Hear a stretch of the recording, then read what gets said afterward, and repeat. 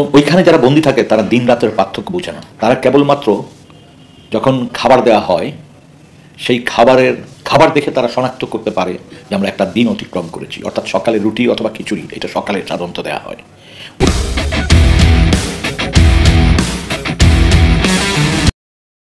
যে সমস্ত secret sell আমরা দেখেছি, আমরা যে সমস্ত বন্দী ফেরত আসছে, ভিকটিম ফেরত আসছে, তাদের বয়ান থেকে, তাদের জবানি থেকে আমরা যা জেনেছি এটা ভয়াবহ। তারপর আমরা যা দেখেছি সেটি আরও ভয়াবহ। অর্থাৎ আপনি কল্পনা করতে পারেন যে 4 ফিট সোয়া 4 ফিট লম্বা, 3 ফিট সোয়া 3 ফিট চওড়া, বা 5 ফিট লম্বা, 3 ফিট সোয়া 3 ফিট চওড়া, মাথায় একটা ড্রেনেজ ব্যবস্থা আছে যেখানে পায়খানা প্রস্রাব করা যায়, আর বন্দিকে ওই ঘরটিতেই রাখা হয়। সেটা ছোট্ট একটা বাথরুমের চেয়েও ছোট, এবং বন্দিকে এখানে স্যাঁতস্যাঁতে জায়গা থাকে, অন্ধকার থাকে, আলো বাতাস বলতে গেলে নাই, আলোর তো কোনো সুযোগই নাই, আটকিয়ে দেওয়া হয় বিভিন্নভাবে, আর বাতাস সীমিত পরিমাণ প্রবেশ করতে পারে।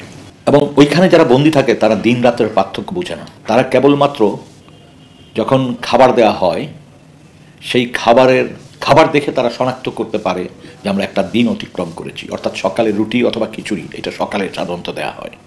ওইটা দেখে তারা বোঝে যে আমরা একটা দিন অতিক্রম করেছি।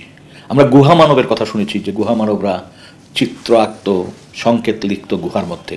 আমরা দেখেছি এখানে এক একটা দিন যখন পার করত, ওই সকালে নাস্তা দেখে যখন বুঝতো, তখন হয় আঙ্গুলের নখ দিয়ে, আঁচড় দিয়ে একটা দাগ দিত, অথবা ইটের কোনো টুকরা দিয়ে একটা দাগ দিত, অথবা যে থালা দেওয়া হতো বা খাবারের যে ব্যবস্থা সেটা দিয়ে একটা আঁচড় দিয়ে রাখতো।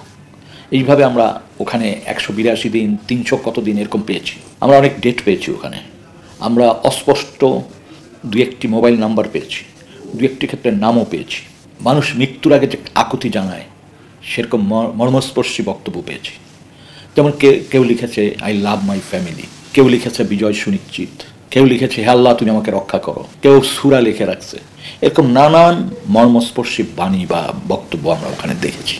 এবং এই সব কিছু দেখার সাথে সাথে মানুষকে নির্যাতন যে করা হতো তার কিছু সিমটম আমরা ওখানে দেখে এসেছি। একটি মানুষকে আটক করে জিজ্ঞাসাবাদ শেষ করে তাকে যখন হত্যা করা হয় তখন দেখা যায় ইনজেকশন পুশ করা হয় কাউকে কাউকে, তারপরে পলিথিনের ব্যাগ দিয়ে শ্বাসরোধ করা হয়, তারপর পেট কেটে ডেড বডি আপনার সিমেন্টের বস্তার সাথে বেঁধে নৌকায় করে নদীর গভীর জায়গায় নিয়ে, নদীর মাঝখানে নিয়ে ফেলে দেওয়া হয়। এবং এই ফেলে দেওয়ার কাজটি সাধারণত কিছু কিছু ক্ষেত্রে আমরা দেখেছি।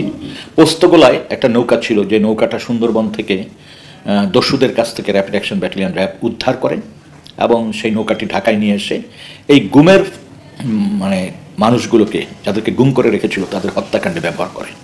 অর্থাৎ নদীর মাঝখানে নেওয়ার ক্ষেত্রে এই নৌকাটি ব্যবহার হয়েছে।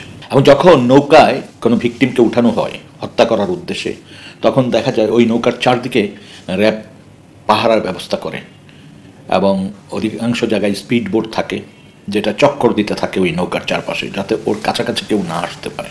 এটি যেমন একটি ঘটনা। আর একটি ঘটনা হচ্ছে, অনেককে তারা বলে ডেড বডিকে বলে প্যাকেট, আর বন্দিকে বলে টার্গেট। অনেক সময় টার্গেট নিয়ে রওনা দেয় মাইক্রোবাসে, তারপরে দেখা যায় কোনো সেতুতে উঠে ব্রিজের 2 মুখ বন্ধ করে দেওয়া হয় যান চলাচল, এবং মাঝামাঝি জায়গায়, ব্রিজের মাঝামাঝি জায়গায় নিয়ে রাতের অন্ধকারে গুলি করে ডেড বডি ফেলে দেওয়া হয় নদীতে।